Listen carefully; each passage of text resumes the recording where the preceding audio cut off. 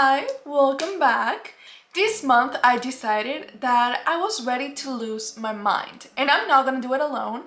So I spent a lot of time with some ladies that are also on the verge of losing their minds. I am talking about, of course, of the unhinged girlies that you've been seeing a lot in book talk, in Instagram, on every form of media, basically books, movies, whatever. And I thought, you know what? If I'm gonna lose my mind, I'm not gonna do it alone. So come join me. Let's all go a little crazy. So first of all, to show you what I really mean by unhinged, I am going to show you which girlies I spent some time with this month. I actually have a list on my iPad because I didn't want to forget anything.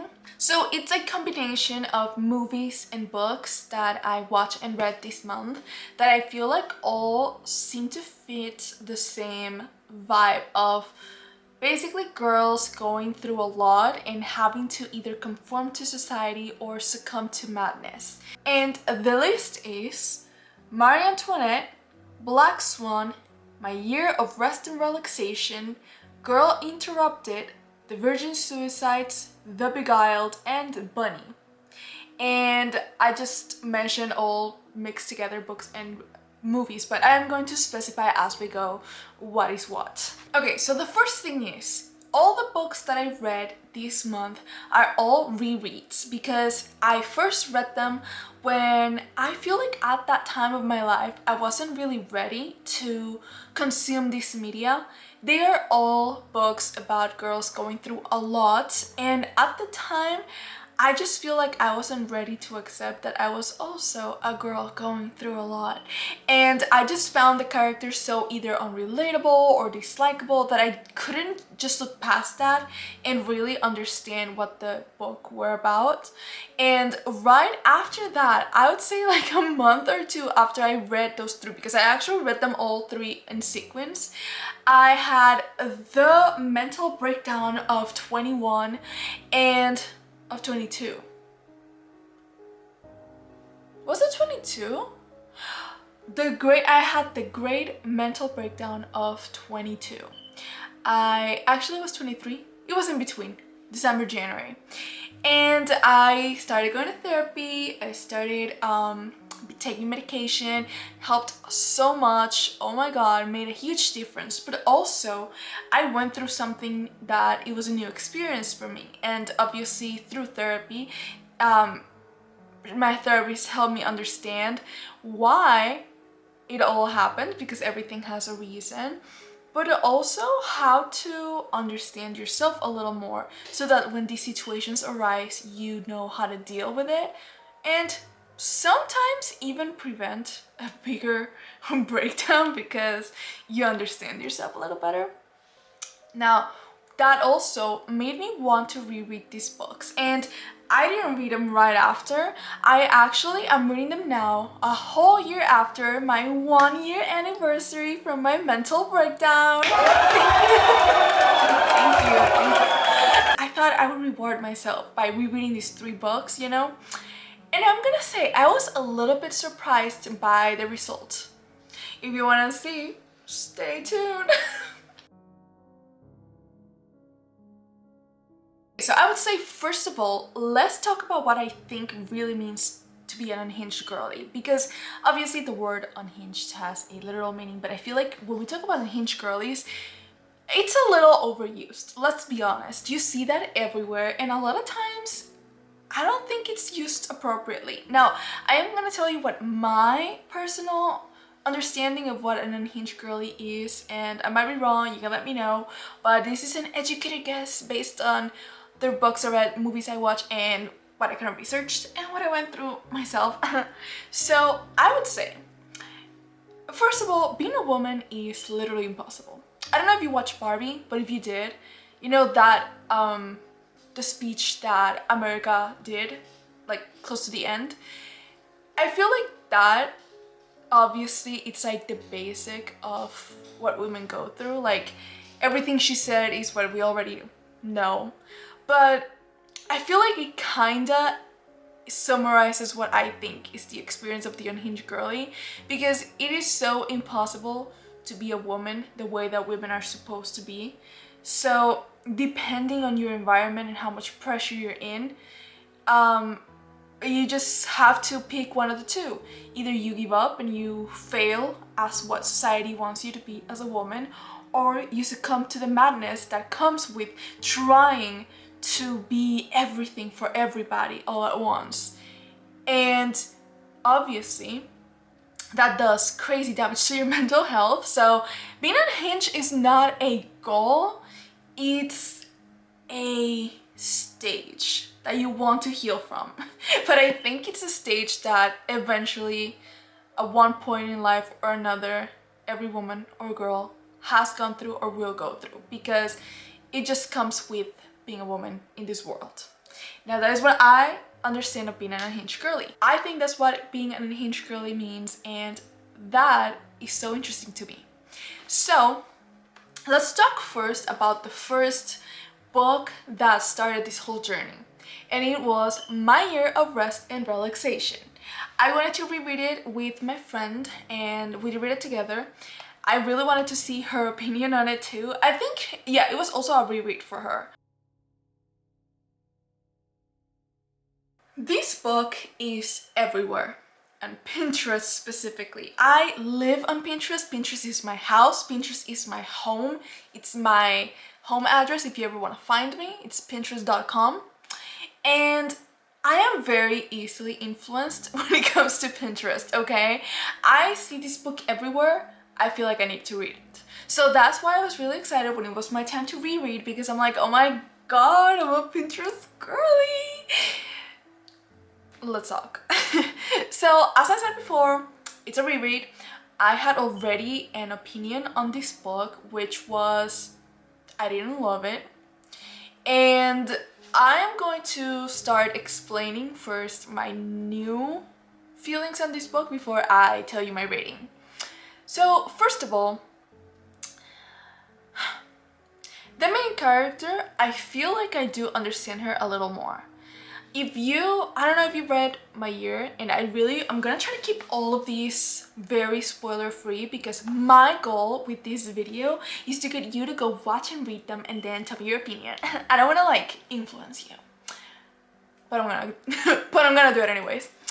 And the thing with the main character is that she's obviously gone through a lot of trauma in her life, and she has now decided that she's just gonna sleep it off. Relatable. And it's been taken to an extreme, because she decides she wants to sleep it off for a whole year, as in like hibernate, like for real.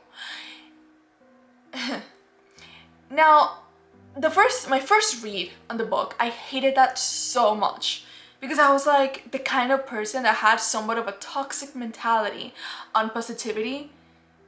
Why would you waste your time like that? What do you think that's gonna fix? Now, past my mental breakdown, yeah, sleeping is like pretty much the #1 medicine to going through it. So now I understand that. I formally apologize. This is my apology, guys. Oh my god.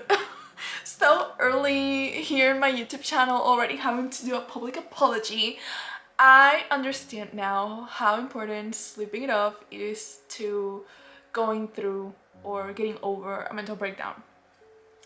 Still, the main character is, and I think it's obviously intentional, very unlikable. She's not a nice person, and she hates her only one friend, Reba. I feel like I do relate more to Reba though, because even though I understand the main character way more now, I still feel like I naturally have an approach similar to Reba's. Whether it's good or not, disclaimer, it's not. But Reba is kind of like the person that I was and still kind of am, where, and I don't do this to other people before you think I'm a bad friend. Like, obviously I am trying to be understanding always of other people's feelings, but when it comes to myself, just like I guess everybody else about themselves is, I am very harsh, and I don't allow myself to have a day where I can just heal. I've been doing that more often now, like I've been actually doing better with that now, thanks to therapy. But I feel guilty. Spending a whole day sleeping, as much as my body and mind need it, at the end of the day, I feel guilty because I just tell myself, well, what did you do today? It's a whole day that you spend doing nothing. And did it actually help you mentally? Do you actually feel better? And probably I would have if I didn't have that mentality. Probably, yes, my mind and body are rested, and I probably would have had like a nice experience that day of just watching TV and chilling, but because I have that mentality that it doesn't allow me to do it, then I ruined it, you know? And I think Reba kind of has that mentality with her own depression, because Reba is obviously also going through it. The main character doesn't really care for that. She's actually pretty cruel because Reba's mother is also very sick, and she's just like, oh, here comes Reba again complaining about her mom. And I think I'm not gonna say relatable because I didn't personally go through it, but I understand that sometimes you're just so done with your life that I feel like you don't really realize how you treat others. Because I mean, it's the cliche phrase of you can't give what you don't receive, or you can't give what you don't have, you can't love when you don't love yourself. One of those. So obviously she needs a lot of help, she needs a lot of support, and she is not there to give support. So I understand that. But again, I found her to be unrelatable in general. So even though I understood her as a character now way more than before, I still didn't really enjoy the experience of seeing the world through her eyes. Because here's the thing, I would have enjoyed the book so much more if Reba was the main character. But that's just me personally, because I personally related to Reba more when it comes to having this down, everything is going wrong vibe. Because she would just keep going and going and going, which is still not healthy because you're not allowing yourself to actually heal. But yeah, I just found her mostly unrelatable. Not that I disliked it, it's just I personally didn't relate, but I genuinely can understand how other people might have really liked the book. I gave it a 3.5 because, first of all, as I said, I do understand it, but also I would say on my second read, it did help me understand a little bit more about my growth. And I appreciate that. I'm always gonna be thankful for the book for that. Like some stuff that, you know, I love to journal. I probably journaled about it already. But when I was reading it and saw my annotations from my first read, it did feel really nice to see the growth that I went through from the first time that I read it. So I'm grateful for that. The beginning was the most interesting part for me in the book. The middle, I don't remember much except for the funny interactions with the main character and her doctor. That I think carried most of the book for me. And the ending, the last page, was like, whoa. So I would say I would have read the book if it was just very, very, very much shorter and loved it, you know? But yeah, I think it was a 3.5. It was a good read, but honestly, after my second read, I think I'm done. I don't think I'm gonna reread it again, but you never know. So now, book number 2 was Bunny. Again, another reread that when I first read it, I just wasn't in the mood for, and I think that kind of ruined the experience for me because there was nothing really particularly about the book that made me put it down. It was just, I was not in the mood for it. I think I reached page 50 the first time I read it, and I decided, you know what, I'm gonna take a break from it, which eventually turned into I'm gonna have to reread it another time because that break turned indefinite. Because I did not want to ruin the experience by just not caring too much right now about actually trying to like it. The thing is that at the time when I realized like, okay, I am not in a good mind space, the kind of books that I read are kind of opposite to my current mood. You know, like if I'm going through it, I need a good fantasy to take me out of this planet. I don't really want to read about anything existential. I don't want to read about anything depressing. I don't want to read about anything, you know, real, that makes me feel real emotions, because I'm already going through a lot of them. I need something to make me feel like I am the main character in a fantasy romance and I'm about to be rescued by the fairy king. And that's what I did. I read The Stolen Heir instead. A year later, I reread Bunny. The first thing, I'm gonna say it, the aesthetics, okay? I don't want to be that person that reads books just for the aesthetic, but I don't care. I am. The aesthetics of Bunny are so it, you know? The way that I imagine it is like a combination between Mean Girls and like, I don't know, like a girly horror, Jennifer's Body, something like that.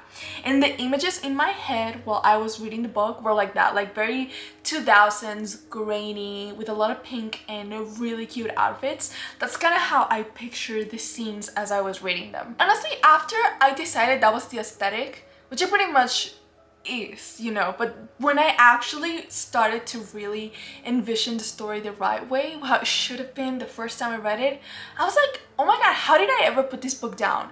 Because I reached the point where I stopped it the first time, page 50, and I'm like, I need to keep reading. So I was very happy about that. That definitely the problem was not that I didn't like the book, but it was that I didn't have the right mindset at the time. So I started the experience very excited.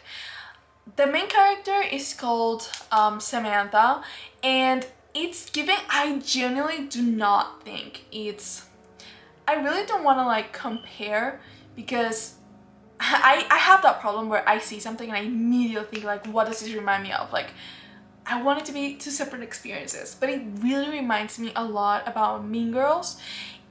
It's like we have Samantha, which is very much Katie. We have her best friend Ava, which is 100% Janice. And then we have the Mean Girls, which are the bunnies. That is our main characters. This is like the setting.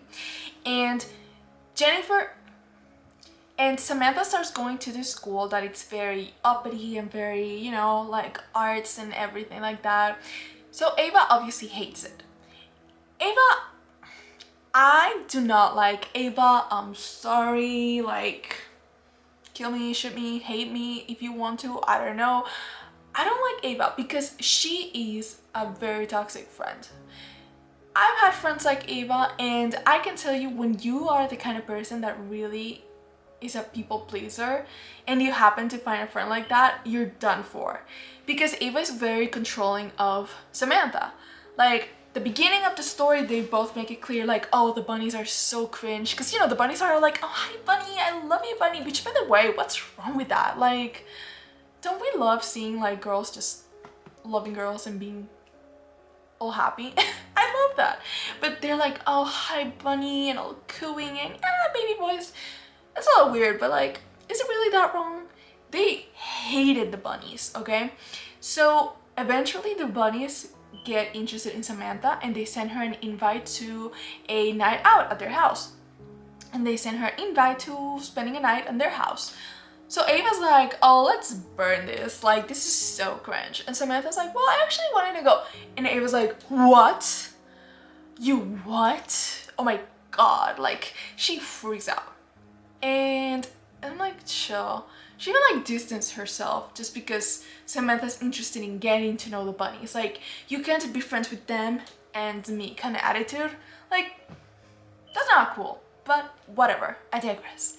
So the story continues as Samantha gets closer to the bunnies, and we actually get to see what they really do on their free time, which is really interesting. And like I said, the aesthetics of it, oh my god. There's points where they mention like specific songs they play while they're doing their routine for their... I'm really trying to not say anything that could be a spoiler.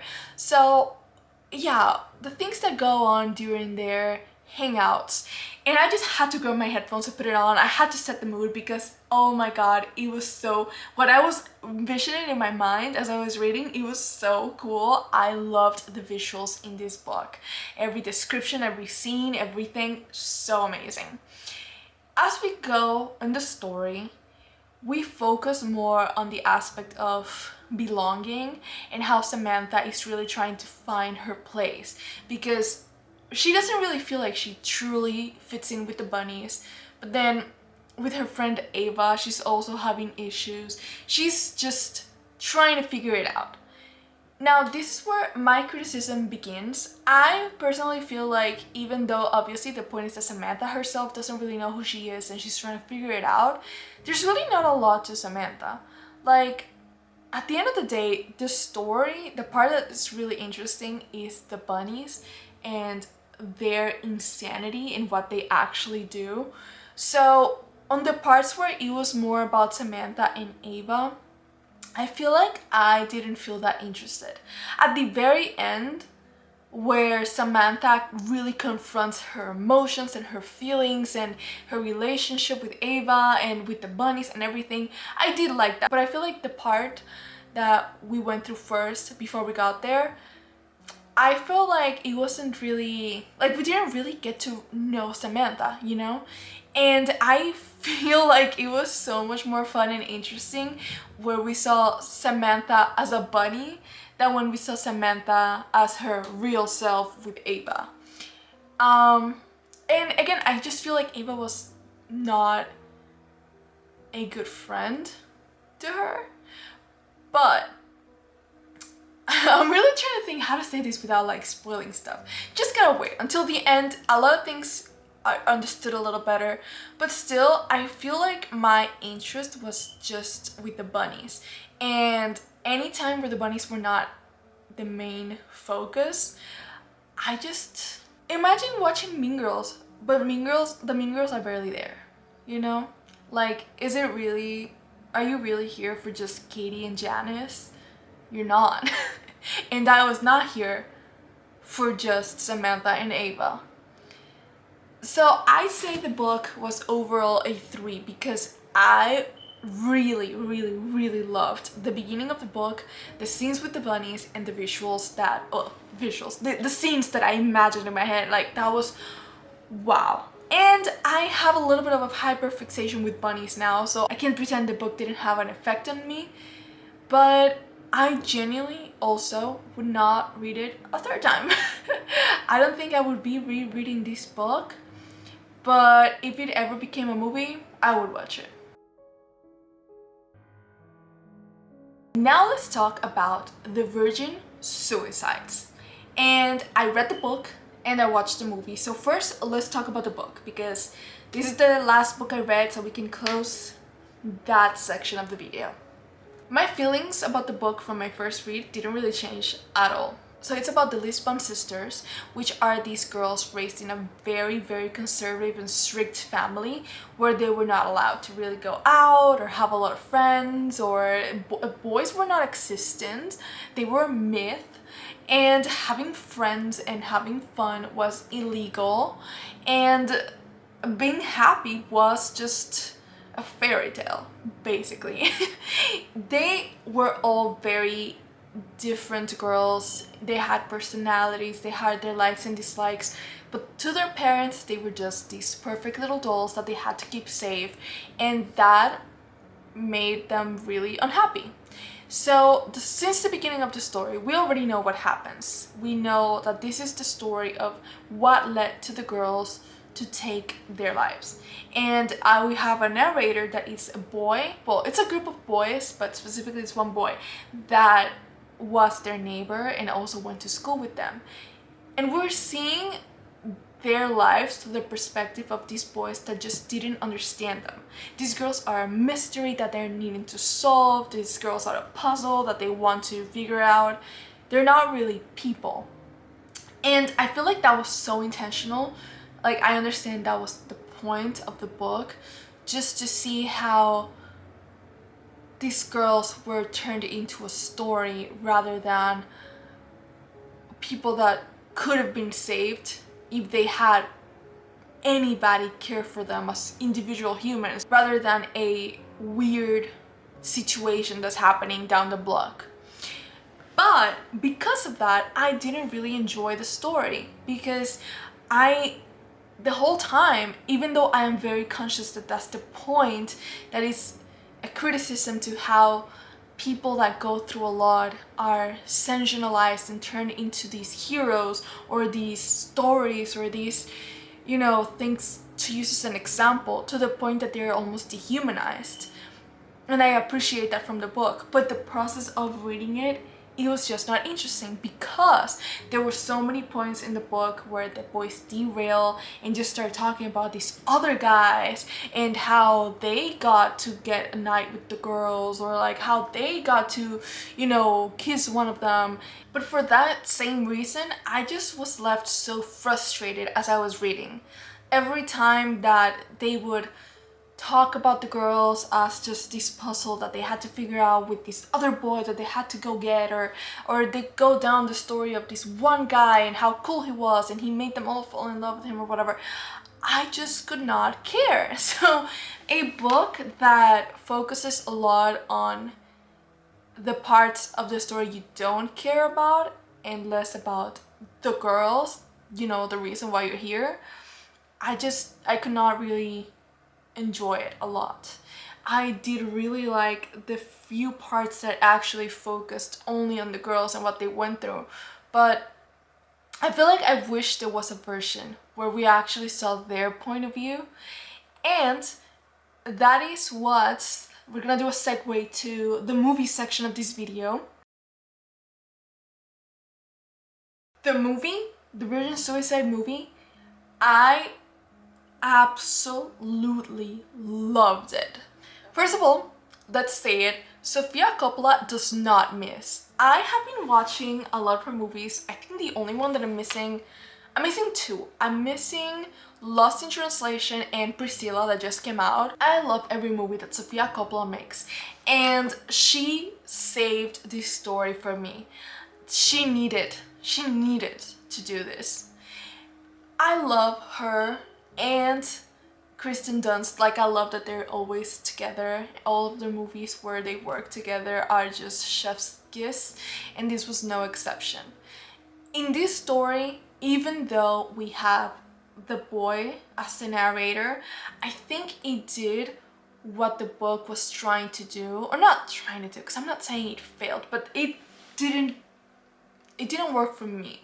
And I think the movie was what the book was supposed to be for me, where we had the narrators being the boys, and we could see how the point was that they were so sensationalized by all the other boys and trying to figure out what's the mystery behind them rather than really understand them as people. But the movie actually went on their point of view. We saw their lives, we saw them at their house, we saw the girls trying to live normal lives even though they had to go around all of these crazy rules their parents had. And yes, we did have here and there the focus of the other people, but it was so much more about the Lisbon girls than the book was. Basically, the way I can compare it is like the book mentions them while the movie shows them. Does that make sense? So the movie was so amazing. I cried during the movie. The book, I couldn't even finish it. Like, I did, but it was like hard to. The movie, I literally cried watching it, and it was so beautiful. I mean, the scenes also, the girls, so pretty. Like, it was just a great experience overall, but it was also so much more touching to watch the movie where you can see the girls and how they genuinely were trying to make the best out of their lives. I think that one touched so much more, like, my heart, because yeah, the book just made me frustrated. I was so frustrated because of what the point was, why these boys talking about them like that. Meanwhile, the movie was more about what they really went through and the difficulties of girls trying to exist in this environment. So yeah, that movie was an 11 out of 10. My favorite movie that I watched this month, my absolute favorite, and I did rewatch it 3 times in the same month because, of course, was Black Swan. Black Swan is my new hyperfixation. I now believe that I could become a ballerina. I know I can't.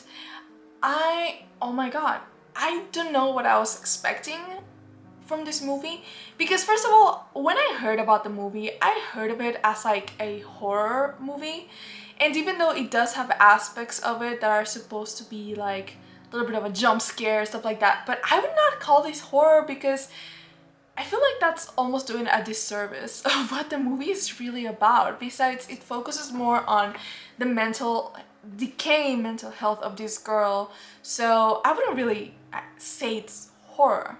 So I was very deceived when I first came to watch the movie because I was expecting something more like, you know, but first of all, I loved the way that they took the story of the black swan from the ballet and turned it into her life. So the story of the black swan, and this I am extracting it only from the movie, so I hope I get it right because I didn't really look up a lot more about the story, which I do want to do because, as you know, I love to get inspired from movies and books to make my paintings, so that one's coming soon.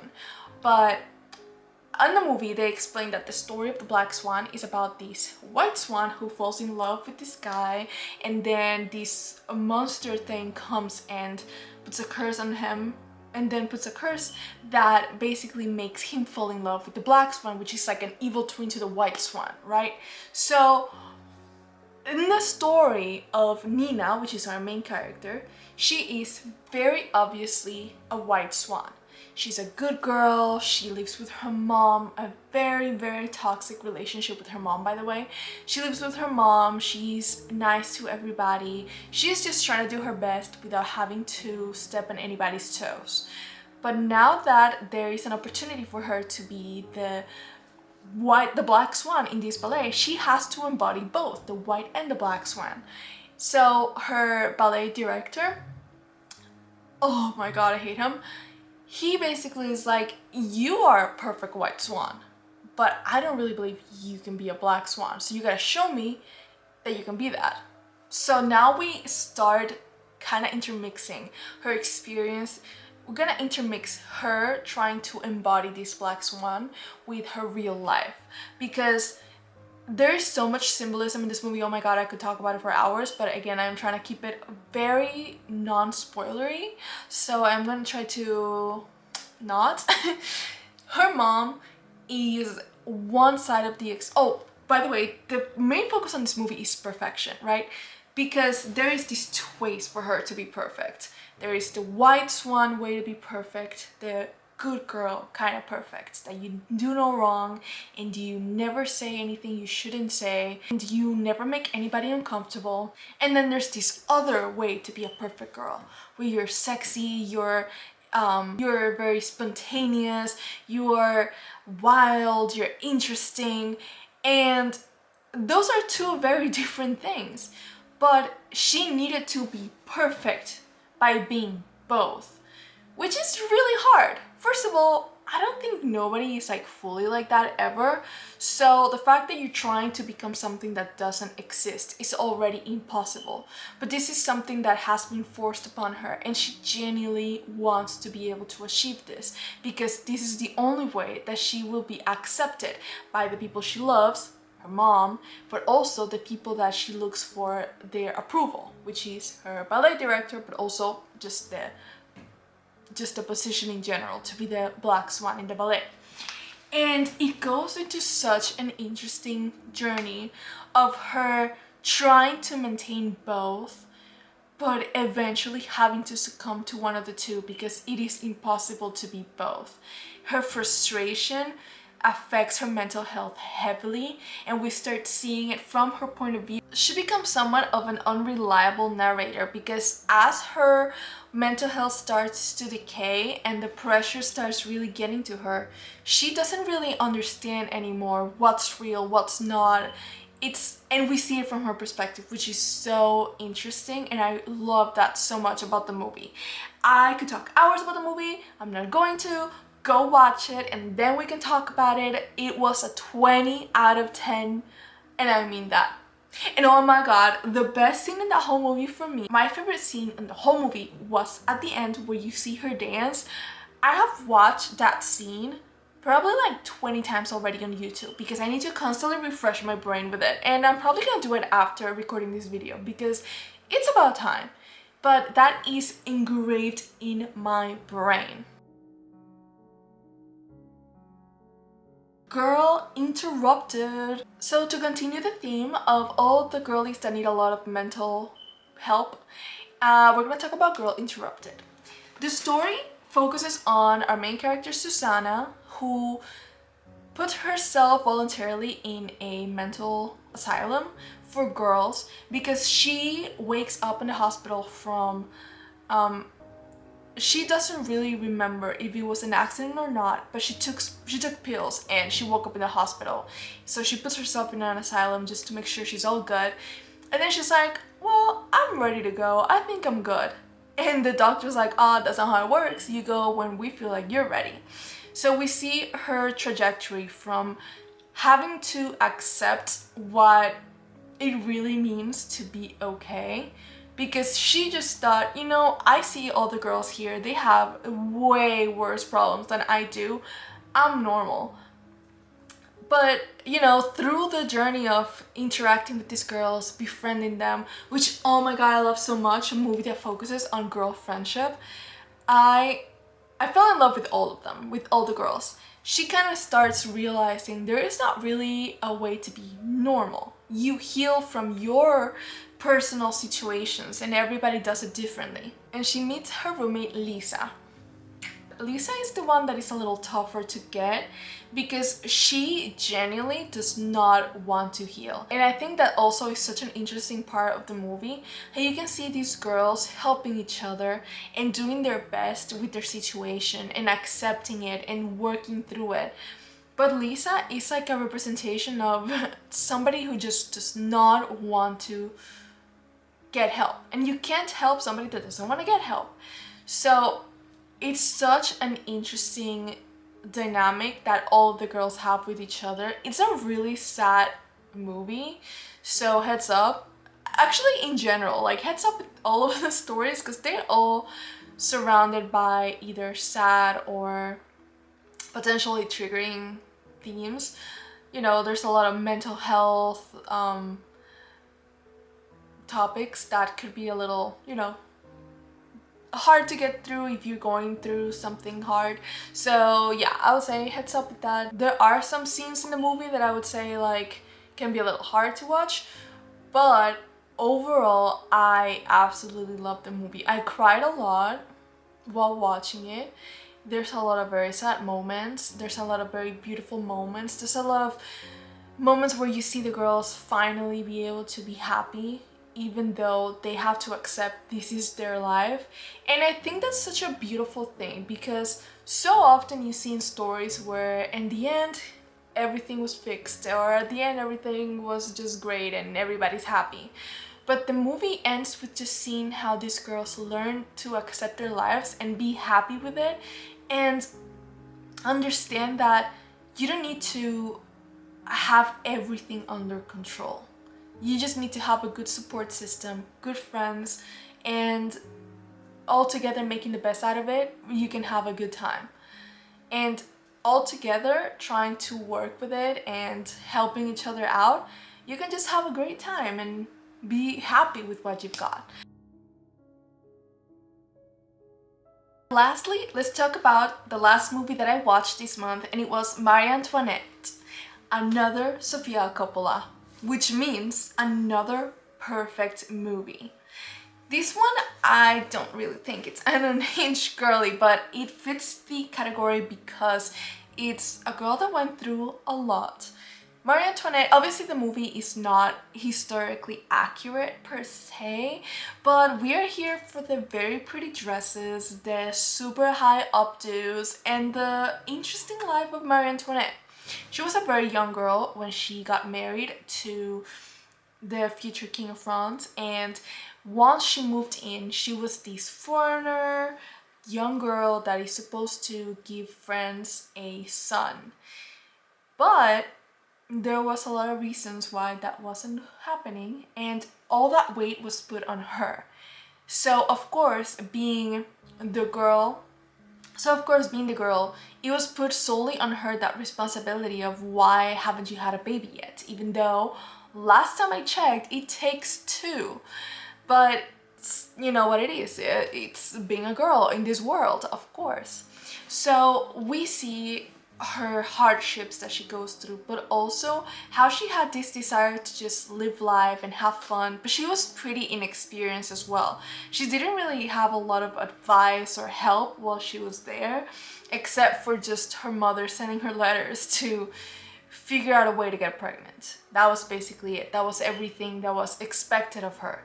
So you see this journey of this girl just accepting her life and eventually achieving what everybody expects of her, but having a tragic ending to the story, because it was never fair to begin with for her. Obviously, it was a hard situation for the whole country. She wasn't the only victim in this scenario, but she was definitely made to pay the price of the mistakes of every other man in that room, which is so unfair. It's so sad. But the movie focuses a lot more on her fun spirit, and it felt honestly like a coming of age movie. Like, it felt really modern, and that's why I loved it. So yeah, it's like watching any modern teenage movie with puffy dresses and hairdos that are 10 feet tall. So that movie was also a 10 out of 10. I recommend you to read every single book I mentioned and watch every movie I watch, because they're genuinely that good. I would love to hear your opinions and your takes on all of it. So this was all for me today. I am going to do more of these where I pick a theme and I start reading books and watching movies out of it to make another video if you guys like. So please let me know if you like it. And I will see you next time, probably with the painting inspired on these Unhinged Girl series. So I will show you what I've been working on and kind of like the story behind it. Bye!